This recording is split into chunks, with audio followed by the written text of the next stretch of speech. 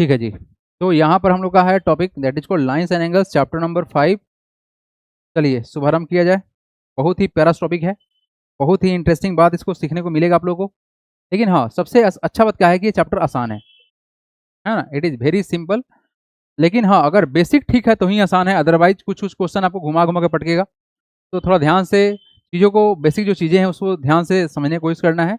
और हम यहाँ से बढ़ाते हैं आगे। चलिए, सबसे पहले हम लोग समझते हैं कि जी कोई भी ऑब्जेक्ट इज, सुनो एवरीबॉडी, एक छोटा सा अंडरस्टैंडिंग है अबाउट द स्पेस, है ना। हम लोग जानते क्या है कि सर कोई भी हमारे पास लिखने का जो सरफेस है, जैसे कि मान लो कि अगर हम किसी पेज पर लिख रहे हैं तो पेज है क्या? वो पेज क्या है? एक प्लेन है? नहीं, वो हाँ बिल्कुल वो प्लेन सरफेस है।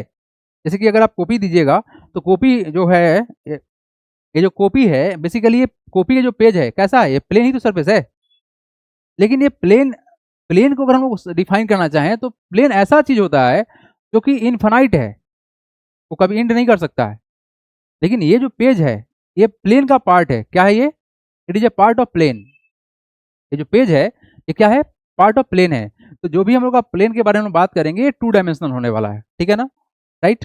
चलिए, तो टॉपिक यहाँ से पढ़ेंगे और सबसे पहले समझते हैं हम लोग कि सर लाइंस एंगल्स को बनाने के लिए जो बेसिक जो टर्म्स हैं वो हैं क्या, ठीक है। तो सबसे पहले हम समझेंगे लाइन। इस लाइन को जानने से पहले एक छोटा सा बात है, जानते हैं डॉट के बारे में। क्या जानते हैं? डॉट के बारे में। डॉट होता क्या है? What is dot? एक ऐसा चीज जो कि किसी भी चीज का एक पोजीशन को डिफाइन कर सकता है। पोजीशन, जैसे आप लोग पढ़े हैं कोऑर्डिनेट ज्योमेट्री के बारे में कि सर एक पॉइंट मिलता है जहां पर एक्स एक्सिस और वाई एक्सिस मिलता है, तो डेफिनेटली एक डॉट से हम किसी का पोजीशन डिफाइन कर सकते हैं। इस प्लेन में इसका क्या कोऑर्डिनेट है निकाला जा सकता है। ये आपको पोजीशन देगा। जैसे कि आप गूगल करते हैं, मैप पर देखते होंगे तो एक पॉइंट दिखाता होगा। वो पॉइंट क्या दिखाया? एक जगह का पोजीशन। तो पॉइंट का इस्तेमाल क्या करते हैं हम लोग? टू डिफाइन द पोजीशंस, ठीक है। हालांकि जो पॉइंट होता है ये यूनिटलेस होता है, मतलब ना लेंथ होगा ना ब्रेथ होगा, राइट। ये बहुत छोटा सा होता है, जितना छोटा कर सकते हैं हम उतना छोटा सा कर सकते हैं। लेकिन इस पॉइंट के कलेक्शन से हम लोग बना सकते हैं एक लाइन। क्या बना सकते हैं? लाइन। यस। तो लाइन क्या है? लाइन एक ऐसा चीज है जो कि इनफाइनाइट एक्सपेंड कर सकता है अपने दोनों एंड में। इसमें क्या होता है, बस ध्यान दीजिएगा, इसमें लगा होता है एरो। क्या होता है? दोनों एंड पे क्या लगा रहेगा? एरो लगा रहेगा। ये तुम्हारा क्या? लाइन है, यानी कि कभी एंड नहीं करेगा, आगे बढ़ते रहेगा। A line has length but no width. हाँ, लेकिन लाइन में क्या बोला गया कि लाइन 1 डायमेंशनल है। कैसा है जी? 1 डायमेंशनल, मतलब इसमें सिर्फ लेंथ होगा, ब्रेथ नहीं होगा और ना ही हाइट होगा। 1 डायमेंशन कुछ भी हो सकता है, ठीक है ना। A line extend endlessly in the both directions, क्योंकि दोनों तरफ एरो लगा हुआ है। It has no end point. Line में कोई एंड पॉइंट नहीं होता है। तो लाइन को दिखाने का सिंपल सा फंडामेंटल क्या है कि हम लाइन को ऐसे रिप्रेजेंट कर सकते हैं, मतलब एरो लगा देंगे दोनों तरफ। क्या लगा देंगे? दोनों तरफ एरो लगा देंगे, ठीक है। ये लाइन हो गया तुम्हारा रिप्रेजेंट। और A B, line A B बोलेंगे तो बस कुछ नहीं करना है, 2 पॉइंट लेके हम ए और बी दिखा देंगे। इसका मतलब ये नहीं है ये इतना ही छोटा था, बस ये लिखने का तरीका है, ठीक है। नेक्स्ट, रे। रे में क्या फर्क है कि रे में एक एंड पॉइंट होगा और एक में नहीं होगा। मतलब इसके में वन साइड में एरो लगा रहेगा, एक तरफ तुम्हारा पॉइंट रहेगा। तो इसमें क्या है? एक स्टॉपिंग पॉइंट है, लेकिन दूसरा में कोई एंड पॉइंट नहीं है। Ray start from a fix point. Yes, सही बात है, ए से स्टार्ट हुआ and extend endlessly in the one direction. एक डायरेक्शन में तुम्हारा इनफाइनाइट डिस्टेंस कवर करेगा। ये क्या है? तुम्हारा रे है। बेसिक से बात है, उनको पता है। रे को दिखाने का ये तरीका है। उसके बाद लाइन सेगमेंट। लाइन सेगमेंट होता है फिक्स, इसमें 2 एंड पॉइंट होगा, ठीक है। और हम लोग जो लाइन ड्रॉ करते हैं, बेसिकली लाइन ड्रॉ नहीं करते हैं हम लोग, लाइन सेगमेंट ड्रॉ करते हैं with the help of scale. ये जो स्केल से आप लोग बोलते हैं ना कि 5 सेंटीमीटर का लाइन ड्रॉ करो, ये गलत स्टेटमेंट है। बोलना चाहिए था 5 सेंटीमीटर का लाइन सेगमेंट ड्रॉ करो, है ना। तो ये जो हम लोग इस्तेमाल करते हैं इसमें तुम्हारा लाइन सेगमेंट ड्रॉ होता है, ठीक है। तो याद रखिएगा कि जहां पर एरो लगा हुआ उसका क्या मतलब है। हम इस चीज को क्यों बताए हैं? क्योंकि हमको बताना है एंगल। और एंगल बनेगा कैसे? रे से बनेगा। कैसे बनेगा? रे से बनेगा।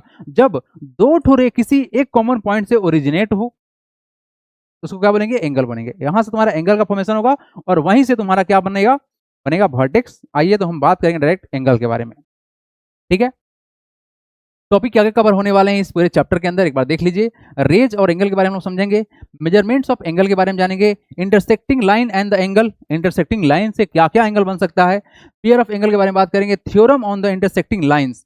अगर इंटरसेक्टिंग लाइन है तो उस पर क्या थ्योरम था, इसको हम लोग प्रूफ करके समझेंगे। Theorem of the parallel line सबसे इंपॉर्टेंट ज्यादा होने वाला है तुम्हारा लास्ट वाला topic, that is called parallel line को जब इंटरसेक्ट किया जाएगा तो वहां पर जो एंगल बनेगा, 8 एंगल बनेगा, उसके बीच का जो रिलेशन है ये सबसे महत्वपूर्ण होने वाला है, ठीक है ना।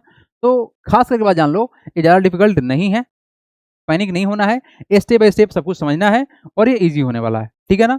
हाँ ठीक है, चलिए रे and the angle, what is रे, रे को हम लोग समझ चुके हैं, रहा बात एंगल क्या होता है, ठीक है, एंगल क्या होता है। तो एंगल बेसिकली बनेगा कैसे, एवरीबॉडी, ये हम लोग का पॉइंट है, क्या है जी, ये पॉइंट है, जस्ट सेकेंड कलर चेंज कर लेते हैं। ये हम लोग का एक पॉइंट है, इस पॉइंट से एक रे ऐसे निकला और इस पॉइंट से एक रे ऐसे निकला, मतलब एक कॉमन पॉइंट से जब रे निकलता है तो एंगल बनता है, क्या बनता है, एंगल बनता है। मतलब एंगल बने कैसे, जब किसी कॉमन पॉइंट से दो ठो रे निकलेगा तो क्या बनेगा, वो एंगल बनाएगा। यानी एंगल बनाने के लिए हमको क्या चाहिए, रे चाहिए, ठीक है ना। ओके, अब बात करें हम लोग थोड़ा सा कि सर एंगल्स हमारे पास में कितने टाइप का होते हैं, कितने टाइप के एंगल होते हैं। तो पता है सर, एक्यूट एंगल होता है, ऑब्ट्यूस एंगल होता है, राइट एंगल होता है, स्ट्रेट एंगल होता है, कंप्लीट एंगल होता है, ये सब होता है ना, रिफ्लेक्स एंगल भी होता है। तो टाइप्स ऑफ एंगल है जिसके बारे में हम बात करेंगे, ठीक है। नेक्स्ट टॉपिक हम लोग का पढ़ना है क्या, कि इंटरसेक्टिंग लाइन होगा क्या, इस चैप्टर में इंटरसेक्टिंग लाइन होगा क्या। तो जब भी एक लाइन दूसरे को कट कर दे उसको क्या बोलेंगे, इंटरसेक्टिंग बोलेंगे। और यहाँ पर खास क्या बात है कि अगर यहाँ से यहाँ देखेंगे तो लीनियर पेयर कहलाएगा, जबकि ये एंगल और ये एंगल आमने सामने है तो क्या बोलेंगे, वर्टिकली अपोजिट एंगल बोलेंगे। ये सब हम समझेंगे अभी आगे चल के, ठीक है ना। पेयर ऑफ एंगल के बारे में बात करें तो कॉम्प्लीमेंट्री क्या होता है, सप्लीमेंट्री क्या होता है, इसके बारे में हम समझेंगे। कॉम्प्लीमेंट्री का मतलब क्या है कि जब दो एंगल का सम 90 के बराबर हो जाए तो क्या बोलेंगे उसको, कॉम्प्लीमेंट्री। और अगर दो एंगल का सम अगर 180 होता है तो उसको क्या बोलेंगे हम लोग, सप्लीमेंट्री बोलेंगे। इसके बारे में समझेंगे, ठीक है। नेक्स्ट टॉपिक है हम लोग का 5 number, the theorem on the intersecting line. Intersecting line पर क्या थ्योरम बनेगा ये समझेंगे हम लोग। Last point, the theorem on the parallel line. तो ये इंटायर टॉपिक है जिसके बारे में हम लोग को चर्चा करना है। आइए स्टार्ट हो जाइए यहाँ से विद डिफिनेशंस, यहाँ से आपका चर्चा स्टार्ट होगा। हाँ जी, व्हाट इज एंगल का डिफिनेशन लिख लीजिए। When two ray originate from the same end point, everybody just note it down. When two ray originate from the same end point an angle is formed. जब किसी एक point से दो रे originate होगा तो क्या होगा जी, एंगल बनेगा। क्या बनेगा, एंगल बनेगा। When two ray originate from the single point, क्या होगा, एंगल फॉर्मेशन होगा। तो यहाँ पर एक खास बात क्या है कि हमारे पास जो होना चाहिए वो क्या होना चाहिए, एक होना चाहिए सर, एक सेकंड रुक जाइए, हमारे पास आएगा प्रोटेक्टर, यस, एंगल को मेजरमेंट करने के लिए। अब यहाँ पर किस तरह से हम लोग एंगल को समझते हैं ये समझाने के लिए हमको ये चाहिए था। आइए एवरीबॉडी इस बात को समझने की कोशिश करते हैं, ठीक है ना। एंगल के बारे में समझते हैं। मान लीजिए कि ये हमारे पास एक रे है, जैसे कि हमने यहाँ पे बनाया। आ जाओ भाई तुम यहाँ आ जाओ। हाँ everybody just try to think about it the situations. हमने एक रे बनाया यहाँ पर, तिरछा ही सही, लेकिन हमने एक रे बनाया, ठीक है। इस रे को हटा देते हैं भाई, रे तिरछा क्यों बनाएंगे, टेक्नोलॉजी है तो सीधा ही बनाते हैं ना, ऐसा टेक्नोलॉजी है कि हमको यूज नहीं करने आ रहा है, नहीं यूज करने आ रहा है क्या। रुक जाइए, फसट टाइम है ना, फसट टाइम है, ए वेट करेगा तुम मेरे से बदमाशी। चलो जी ठीक है, ये रे हम लोग का है एक, है ना, इस रे को हम यहाँ लेके आ जाते हैं। तो बालक हमारे पास जो ये रे था, ये जो रे हमारे पास में था, अब इस रे पर ये फर्स्ट रे है, क्या है, फर्स्ट रे, यानी ये रे और ये रे आपस में कंबाइंड है। तो यहाँ पर जो फॉर्मेशन ऑफ एंगल होगा कितना होगा, जीरो का होगा। कितना होगा, आप देख सकते हैं यहाँ पर 0 डिग्री है, मतलब अगर एक रे के ऊपर दूसरा रे हम ओवरलैप कर दे तो एंगल कितना होगा, 0। यह एंगल बनेगा, कैसे बनेगा, जब हम दूसरे रे को जितने ऊपर हम उठाएंगे उससे क्या होगा, तुम्हारा एंगल बनते जाएगा बनते जाएगा बनते जाएगा, हाँ या ना। तो बेसिकली एंगल बन कैसे रहा है कि सर एक तो रे था ही, उस रे से ऊपर की तरफ जा रहे हैं तो एंगल बन रहा है, यानी कि एंगल बनेगा दो रे के कारण से। क्या बनेगा, दो रे के कारण से। और इसमें क्या होना चाहिए कि दोनों रे का एंड पॉइंट सेम होना चाहिए। तो डेफिनेशन यही था ना, यहाँ पे तुम्हारा क्या बनेगा, एंगल बनेगा। और इस एंगल को बनाने के लिए सर हमको चाहिए क्या, कॉमन एंड पॉइंट। और इसी एंड पॉइंट को क्या बोलते हैं, वर्टेक्स बोलते हैं। क्या बोलते हैं इसको, बोलते हैं वर्टेक्स, सिंपल एज दैट, ठीक है जी। तो क्या हम लोग का एंगल है हियर रे ए बी एंड रे ए सी। रे के लिए हम लोग को दिखाना पड़ेगा इस तरह से arrow, start from the same point A, इसको हम लोग ए को क्या बोलेंगे, वर्टेक्स बोलेंगे। क्या बोलेंगे इसको, इट इज कॉल्ड वर्टेक्स, ठीक है। और ये जो है आपका O A and O C, sorry A B and A C, ये क्या है तुम्हारा, इसको हम लोग आर्म बोलते हैं, आर्म ऑफ द एंगल। और इसी आर्म को हम लोग रे भी बोलते हैं, ठीक है। तो क्या बोला गया, रे ए B and ray A C start from the point A point A से स्टार्ट हुआ है और इस ए पॉइंट को बोलते हैं vertex, therefore N angle is formed. तो एंगल बनाने के लिए क्या चाहिए, दो ठो रे चाहिए, स्टार्ट होना चाहिए कहां से, सेम पॉइंट से स्टार्ट होना चाहिए, ठीक है जी। Arm of the angle, the ray forming an angle are called the arm, ठीक है, इसको हम लोग आर्म बोलते हैं, समझा चुके हैं already. Vertex of the angles, the common and point of the रे इज कॉल्ड वर्टेक्स। अब रहा सवाल यहां पर क्या कि सर एंगल को नाम कैसे दीजिएगा, ये बहुत कंफ्यूजिंग होता है। कुछ बच्चा ना आज तक कंफ्यूज है, एवरीबॉडी, कुछ बच्चा आज तक कंफ्यूज है कि सर एंगल कहां बना, एंगल तो बना ए के पास, देखो ध्यान से, तो हम इसको एंगल ए लिख सकते हैं क्या, हाँ लिख सकते हो। अच्छा, इसको अगर हम लिख दिए angle, angle B A C, तो क्या गलती होगा, और हम बोल दिए कि sir angle C A B, तो क्या ये गलती हो जाएगा, बोलो आप लोग सोच के बताओ, क्या लगता है कि ये गलती हो जाएगा क्या अगर हम ऐसे बोल दे तो, एवरीबॉडी, हाँ जी, what do you think about it, क्या ये गलती हो जाएगा क्या, बताएंगे आप लोग, क्या ये गलती होगा या सेम रहेगा, इट इज सेम और डिफरेंट, बताइए, ये सेम है या फिर डिफरेंट है, what do you think about it, ये सारा का सारा सेम है, चाहे आप एंगल ए लिखो, ये जो सिंबल आप देख रहे हैं ना, बेसिकली ये जो सिंबल आप देख रहे हैं ये सिंबल है एंगल का, क्या है जी, it is a symbol of angle, ठीक है। मेजरमेंट ऑफ एंगल, अगर एंगल का मेजरमेंट देखे तो एंगल एक किसके बराबर है बताओगे, ये सर 60 डिग्री के बराबर है, तो हम इस चीज को दिखा सकते हैं। हाँ, अब रहा सवाल ये डिग्री है क्या, व्हाट इज डिग्री, तो एंगल को रिप्रेजेंट करने का तरीका है, तो हम डिग्री में रिप्रेजेंट कर सकते हैं या फिर रेडियन में भी कर सकते हैं। तो एंगल को दो तरीके से रिप्रेजेंट किया जा सकता है, या तो एंगल में, नहीं तो रेडियन में। फिलहाल के लिए आप लोग एंगल के बारे में बात करेंगे। तो ये हम लोग का सिंपल सा बात था, डेफिनेशन लिखेंगे, ये वाला बना लेंगे डायग्राम को, जिसमें लिख देंगे ये तुम्हारा ए वर्टेक्स है और ये आर्म है, ये आर्म है। चलो डू इट फास्ट, बढ़ेंगे हम आगे एवरीबॉडी। तो एंगल को दिखाना आसान है ना। आइए next part, various types of angle में है हमारे सबसे पहला और खास एक्यूट एंगल, बहुत ही ये एक्यूट होता है ना। इसमें क्या है कि सर ये जो एंगल होगा ये 0 से बड़ा होगा और 90 से छोटा होगा, एक्यूट एंगल कहलाएगा। यानी बोल सकते हैं बिटवीन 0 टू लेस देन 90, है ना। Measure is more than 0 degree and but less than 90 degree, simple सा डेफिनेशन है। एक्यूट एंगल क्या है, angle whose measurement are more than 0 degree but less than 90 is called acute angle. Right angle जिसका measurement exactly equal हो किसके बराबर, 90 के बराबर हो, उसको बोलते हैं क्या हम लोग, राइट एंगल बोलते हैं। ऑब्ट्यूज क्या है तुम्हारा, angle whose measurement is more than 90 but less than 180, ये क्या तुम्हारा, ये तुम्हारा है ऑब्ट्यूज एंगल, 90 से बड़ा होना चाहिए, 180 से छोटा होना चाहिए। स्ट्रेट एंगल एक ऐसा एंगल जिसका मेजरमेंट एक्यूरेटली 180 के बराबर हो जाए, तो क्या बोलेंगे उसको, स्ट्रेट एंगल बोलेंगे। नेक्स्ट हम लोग का reflex angle more than 180 but less then 360 को क्या बोलेंगे हम लोग, रिफ्लेक्स एंगल बोलेंगे। रिफ्लेक्स एंगल देख लीजिए ध्यान से, ऐसे ही बनता है बड़ा सा, मतलब ये स्ट्रेट से पार करेगा। तो अगर हम लोग देखें अपने प्रोटेक्टर को, तो प्रोटेक्टर पर कितना एंगल होता है बताओगे, ये 180 तक ही होता है। तो फिलहाल के लिए यहाँ तो लिमिटेशन है बबुआ, कोई लिमिटेशन नहीं है, तुम्हारे सोच से बड़ा कुछ भी नहीं है ना। तुम एक रे बना दे, है ना, यहाँ पर तुम्हारा 180 दिख रहा है स्ट्रेट एंगल, तो ये एंगल अगर बड़ा हो गया, मान लो कि ये तुम्हारा रे उठ के यहाँ पे आ गया, मतलब इसको थोड़ा टिल्ट कर देते हैं, एंगल बड़ा हो जाएगा, 180 से बड़ा होगा, ठीक है, ओके, ठीक है। तो रिफ्लेक्स एंगल क्या होगा, more than 180 but less then 360, और कंप्लीट एंगल का मेजरमेंट कितना आएगा, ये आएगा तुम्हारा 360 के बराबर, ठीक है। तो आई थिंक आप लोग ये बात जानते थे एक्यूट एंगल होता क्या है, इसका मेजरमेंट मोर देन 0 हो, लेस देन 90 हो। राइट एंगल क्या होगा, जिसका मेजरमेंट एकदम 90 के बराबर हो। ऑब्ट्यूज एंगल क्या होगा, जिसका मेजरमेंट 90 से बड़ा हो, लेस देन कितना हो, 180 से हो। एक ऐसा एंगल जिसका मेजरमेंट 180 के बराबर हो, उसको क्या बोलेंगे, स्ट्रेट एंगल बोलेंगे। रिफ्लेक्स एंगल का क्या होगा, more than 180 but less then 360, और कंप्लीट एंगल क्या होगा जी, जिसका मेजरमेंट 360 के बराबर हो, यानी कंप्लीट एक सर्कल बन जाए, क्या बन जाए, कंप्लीट एक सर्कल बन जाए, दैट इज कॉल्ड। लिख लीजिए इसको, बढ़ेंगे हम आगे, डू इट फास्ट एवरीबॉडी। आइए जी नेक्स्ट पार्ट। यहाँ पर कुछ कॉन्सेप्ट है इक्वल एंगल का, है ना। अब इक्वल एंगल को समझने के लिए लेट्स सपोज कि हम एक एंगल लेते हैं एवरीबॉडी, एक एंगल लेते हैं और उस एंगल को 20 से काट दे। लेट्स सपोज कि हमारे पास एक एंगल है ना। इस एंगल को अगर हम लेट्स सपोज कि अगर बोलते हैं कि सर ये हम लोग का 60 डिग्री का है, और इस एंगल को 20 से अगर हम काट दे तो कितना हो जाएगा, 30 हो जाएगा, फिर 30 हो जाएगा, तो क्या होगा, इक्वल एंगल हो जाएगा। तो ये इक्वल एंगल कोई बहुत बड़ा कॉन्सेप्ट नहीं है, ये आपको समझ में नहीं आएगा। इक्वल एंगल जिसका मेजरमेंट इक्वल हो आपस में, that is called equal angle, ठीक है।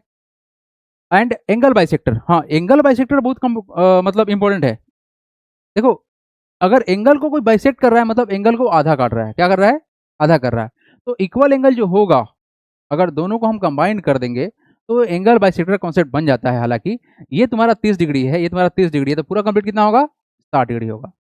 तो ऐसा कुछ हो कि एंगल को आधा कर दे तो क्या बोलेंगे उसको, एंगल बाइसेक्टर बोलेंगे। क्या बोलेंगे उसको, एंगल बाइसेक्टर बोलेंगे। इस बात को याद रखिएगा।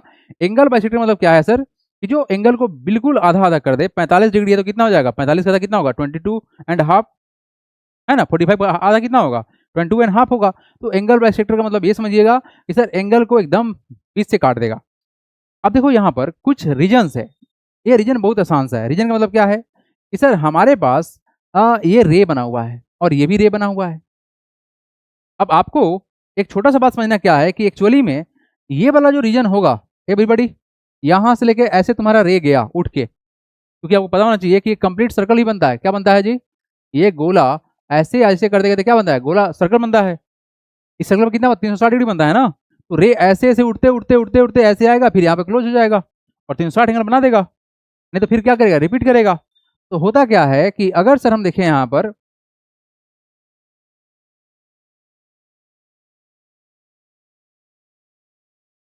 हाँ ठीक है, तो यहाँ पर हम लोग को ये समझना है कि एक्चुअली में ये जो पॉइंट है इसमें इंटीरियर वाला पार्ट कौन सा हो सकता है और एक्सटीरियर क्या हो सकता है। तो अगर हम देखेंगे सर यहाँ पर कोई पॉइंट है, ये अंदर है या बाहर है, ये दोनों आर्म के अंदर में है। ये पॉइंट कहाँ पे है, अंदर में है। ये पॉइंट कहाँ पे है, बाहर में है। तो एक्सटीरियर का मतलब क्या है कि सर आर्म के बीच मतलब आर्म के इनसाइड रीजन में जो भी पॉइंट होगा कहाँ होगा, वो इंटीरियर में होगा। और जो आउटसाइड में होगा उसको क्या बोलेंगे, एक्सटीरियर बोलेंगे। अच्छा, अगर लेट सपोज कोई पॉइंट यहाँ पर है, ये कहाँ पर है, ना अंदर है ना बाहर है, ये कहाँ है, ऑन द आर्म है या ऑन द रे है ना। ऑन द लाइन का मतलब क्या है कि रे पर ही है। तो कुछ बेसिक सा बात था जिसके बारे में हम लोग को बात करना था कि सर ये क्या है, इंटीरियर ऑफ एंगल क्या है और एक्सटीरियर ऑफ एंगल क्या है।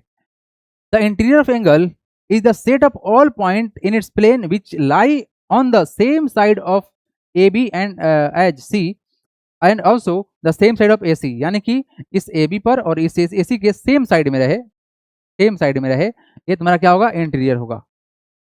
एक्सटीरियर का मतलब क्या हुआ, exterior of angle ABC is the set of all point in a plane which do not lie on the angle और ऑन इट्स इंटीरियर, ना तो एंगल पे रहे और ना ही इसके अंदर रहे, ये बाहर रहे, दैट इज कॉल्ड एक्सटीरियर। तो इस बात को बस याद रखना है कि इंटीरियर का मतलब होता क्या है और एक्सटीरियर का मतलब क्या है। अगर कोई भी पॉइंट अगर एंगल के बाहर है that is called exterior point, और कोई भी पॉइंट अगर एक्सटीरियर के मतलब एंगल के अंदर में है तो क्या बोलेंगे, उसको इंटीरियर बोलेंगे। ये बेसिक सा बात है जिसको समझना था और कुछ नहीं था। मतलब ये क्यों समझाया जा रहा है, क्योंकि तुमसे पूछा जाएगा डिफिनेशन।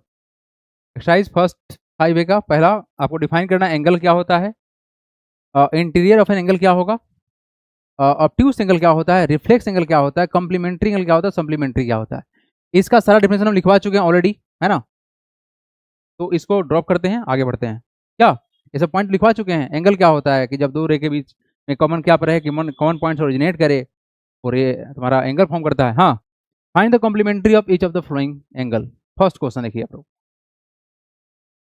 ठीक है क्या, द कॉम्प्लीमेंट्री क्या लिखना है, find the complementary angle of each of the ना, ठीक है क्या क्या, the complementary complement of 55 degree बराबर कितना होगा। तो क्या देखो, आपको ना दो बात भी बताया गया है। क्या क्या बताया गया है, एक बार ध्यान सुनना, बड़ा आसान है इसको याद करना। हम लोग ना अल्फाबेट में याद किए हैं ए से लेकर जेड तक, क्या याद किए हैं, ए टू जेड। तो हमको पता है सर पहले सी आता है बाद में क्या आता है, एस आता है, बोलो हाँ या ना। सी का मतलब क्या है, कॉम्प्लीमेंट एंगल यहीं से होगा, और इसका मतलब क्या है, सप्लीमेंट होगा। तो सी छोटा वैल्यू है, थर्ड पर आता है, और ये तुम्हारा क्या है, एस 19 पे आता है ना। एस कहाँ पे आएगा, 19 पे आएगा, तो बड़ा वैल्यू होगा। तो सी छोटा है तो सी में 90 रख लेते हैं, और एस बड़ा है तो एस में 180 रख लेते हैं। बेसिकली ये दो एंगल का सम है, अगर दो एंगल का सम 90 के बराबर होगा तो क्या बोलेंगे उसको, कॉम्प्लीमेंट एंगल बोलते हैं। और दो एंगल का सम अगर 180 के बराबर है तो क्या बोलेंगे उसको, सप्लीमेंट बोलते हैं। ठीक है, तो हम लोग इसी को यूज करते हुए एक छोटा सा दिमाग क्या लगा लेंगे कि जो कॉम्प्लीमेंट एंगल है 55 को कितना हो जाएगा। तो सर कॉम्प्लीमेंट मतलब 90, तो 90 से घटाएंगे कितना, 55, कितना वैल्यू आएगा बताओगे भैया। 10 में जाएगा 5 तो गया 5, और तुम्हारा कितना हो जाएगा 8 में से जाएगा 5 तो गया 4, सॉरी 3 ना, 3 35 डिग्री, आंसर कितना आएगा 35। एवरीबॉडी सेकंड क्वेश्चन देखिए, सेकंड में क्या बोला गया है, द कॉम्प्लीमेंट ऑफ एंगल कितना है, ये सर 16 डिग्री, तो क्या करोगे 90 में से घटा लेंगे कितना, 16 को, क्या करेंगे 16 माइनस कर लेंगे, तो वैल्यू तुम्हारा कितना आएगा, हो जाएगा 10 में जाएगा 6 तो हो गया तुम्हारा 4, और कितना हो जाएगा 8 में जाएगा 1 तो कितना हो गया तुम्हारा वैल्यू 7 हो जाएगा, 74 आया। थर्ड 90 में कितना बताओगे, यस इसका भाई साहब 90 में से जाएगा 90 तो कितना हो गया 0 हो जाएगा, इसमें तो कोई डाउट ही नहीं होना चाहिए। लेकिन ये जो सवाल है ये क्या है, बोला गया 2/3 में किट कितना है तुम्हारा 2/3 है, मल्टीप्लाई बाई राइट का मतलब क्या है 90 से मल्टीप्लाई कर लेंगे, किससे कटेगा वैल्यू तुम्हारा 30 3 90 होता है, तो वैल्यू कितना आ जाएगा 2 × 30 कितना आ गया तुम्हारा 60 आ गया, ये 60 डिग्री आ गया। तो निकालना क्या है, फोर्थ नंबर क्या निकालना है, the complement complement of 60 degree बराबर कितना हो जाएगा 90 माइनस 60 इक्वल टू कितना होगा 30, ये आपका हो गया आंसर। ठीक है जी, कंप्लीमेंट का मतलब क्या है बच्चे, यहां पर तुमको एक एंगल दिया हुआ है 55 डिग्री, दूसरा क्या होगा ये बताना है, दूसरा होगा 35। ठीक है, कंप्लीमेंट यही होता है, एक का दूसरा कितना होगा, तो बस कंप्लीमेंट है तो 90 से माइनस कर लेंगे, सप्लीमेंट होगा तो क्या करेंगे 180 से माइनस कर लेंगे, कंप्लीमेंट कम 90, सप्लीमेंट ज़्यादा 90 180, इस तरह से आप इस चीज़ को याद भी कर सकते हो, है ना, बाकी रटने का कोई जरूरी नहीं है। याद रखिएगा सी पहले आता है तो छोटा वैल्यू होगा, एस बाद में आता है तो बड़ा वैल्यू होगा। Question number third, find the supplement of each of the following angles, what to find, निकलना क्या है सप्लीमेंट, सप्लीमेंट का मतलब क्या है 180, दो एंगल का सम कितना होगा 180, हमको एक एंगल पता है दूसरा निकालना है, तो क्या लिखेंगे फर्स्ट का the supplement supplement of 42 degree बराबर क्या करेंगे 180 में से घटा लेंगे कितना माइनस कर लेंगे 42, कितना हो जाएगा 10 में जाएगा 2 तो हो गया तुम्हारा 8, हो जाएगा कितना 7 में जाएगा 4 तो हो गया तुम्हारा 3, 138 इज द रिक्वायर्ड आंसर, आया क्या। तो यहाँ पर तुम्हारा कितना हो जाएगा 90 हो जाएगा, इसको डिफरेंस कर लेना, यहाँ पर कितना है बताओ तो 180 में से घटाएंगे कितना 124, तो फिर कितना जाएगा जाएगा 10 में जाएगा 4 तो हो गया तुम्हारा 6, ये जाएगा 7 में जाएगा 2 तो तुम्हारा हो गया 5, 56। अच्छा ये तुम्हारा कितना होगा यहाँ पर 90 होगा ना, यहाँ बता दो 3/5 इंटू क्या राइट एंगल मतलब 90, ये कटे किससे 18 5 जा कितना हो गया 3 × 18 तो कितना हो गया 54, यानी 54 का सप्लीमेंट कितना होगा, एक एंगल 54 है दूसरा एंगल कितना होगा ये निकालना है, तो क्या लिखेंगे द सप्लीमेंट ऑफ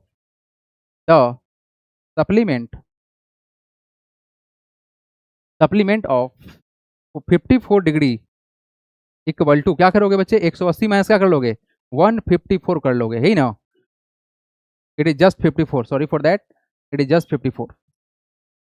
ओके 10 में जाएगा 4 तो कितना हो गया तुम्हारा, सॉरी 10 में जाएगा 4 तो हो गया तुम्हारा 6, हो जाएगा 7 में जाएगा 2 तो 5 तो कितना हो जाएगा 2 हो जाएगा, और कितना हो जाएगा 126 degree is the required answer. Third number question is very simple, question number 2 and 3 same to same process था, आगे बढ़ा जाए क्या, तो यहाँ पर सप्लीमेंट 180 से माइनस कर लेना है, कंप्लीमेंट 90 से माइनस कर लेना है। हाँ ये क्वेश्चन थोड़ा सा अच्छा है, मान लेते हैं थोड़ा सा अच्छा, लेकिन पहले समझ लेना आप लोग, find the measure of an angle which is equal to its supplement, क्या बोला गया equal to its complement and equal to its supplement, ठीक है जी, इक्वल टू इट्स सप्लीमेंट। हमको पता है कंप्लीमेंट क्या होता है कि when the sum of two angle is equal to 90 is called supplement, it is called complement है ना, कंप्लीमेंट। और जब तुम्हारा क्या होगा तुम्हारा सम of two angle is equal to 1 it is called supplement, है ना, the sum of two angle is equal to 90 is called complement and then it is called supplement, ठीक है ये बात हम लोग पता है। आइए एवरीबॉडी, आपसे क्या बोला गया है कि find the measure of an angle which is equal to its complement, यहां पर क्या है इक्वल है अपने कंप्लीमेंट का, तो लेट द स्टेप देखिएगा आप लोग, लेट द रिक्वायर्ड एंगल जो होगा रिक्वायर्ड एंगल पी एक्स मान लिए, देन इट्स क्या निकालना है कंप्लीमेंट एंगल जो होगा वो कितना हो जाएगा, वो हो जाएगा 90 माइनस का एक्स, कोई दिक्कत यहाँ पर एवरीबॉडी, हमने यहाँ पर रिक्वायर्ड एंगल को let the angle be X मान लिए, हम एंगल को एक्स मान लेते हैं, बस यहाँ पर रिक्वायर्ड एंगल लिख दिया गया है, कोई खास उससे कोई फर्क नहीं पड़ता है।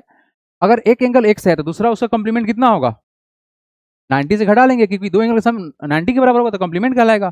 तो हमने एक एंगल को मान लिया एक्स मान लिया, दूसरा जो इसका कॉम्प्लीमेंट एंगल होगा वो कितना होगा 90 माइनस एक्स। अब क्वेश्चन में देखो क्या बोला गया है, क्वेश्चन में क्या बोला गया है, देखना ध्यान से। Now according to question A by Q, क्या बोला गया क्वेश्चन में, बोला गया है कि इक्वल होगा अपने कॉम्प्लीमेंट के, मतलब ये एंगल अपने कॉम्प्लीमेंट के बराबर होगा। तो क्या हो जाएगा, एक्स बराबर 90 माइनस का एक्स हो जाएगा, बोलो हाँ या ना, यही ना होगा बच्चे। ये जो एंगल होगा क्या होगा, अपने कॉम्प्लीमेंट के बराबर है, तो बराबर कर दिए। इस माइनस एक्स को इधर ट्रांसफर कर दो, कितना हो जाएगा, एक्स प्लस का एक्स इक्वल टू कितना 90, या कितना होगा एक्स प्लस एक्स हो जाएगा 2x इक्वल टू कितना हो गया 90। यहाँ से एक्स वैल्यू कितना निकलेगा बताओगे, होगा 90/2, that is equal to how much 45। अब आप बताओ क्या 45 आपस में बराबर है, तो यही क्वेश्चन था कि वो कौन सा एंगल होगा जो आपस में बराबर होगा। तो 45 आपस में बराबर होगा, दोनों को सम करोगे तो कितना होगा 90 होगा। आ जाओ सेम प्रोसेस के थ्रू हम लोग इस क्वेश्चन को लपेट देते हैं, है ना।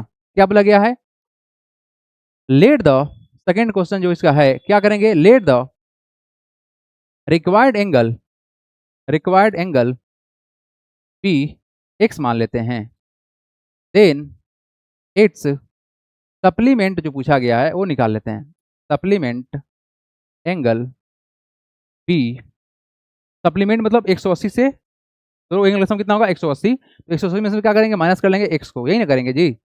आइए नाउ अकॉर्डिंग टू क्वेश्चन बोला गया इक्वल टू इट्स कॉम्प्लीमेंट, आपको निकालना है वह एंगल जो अपने सप्लीमेंट के बराबर हो।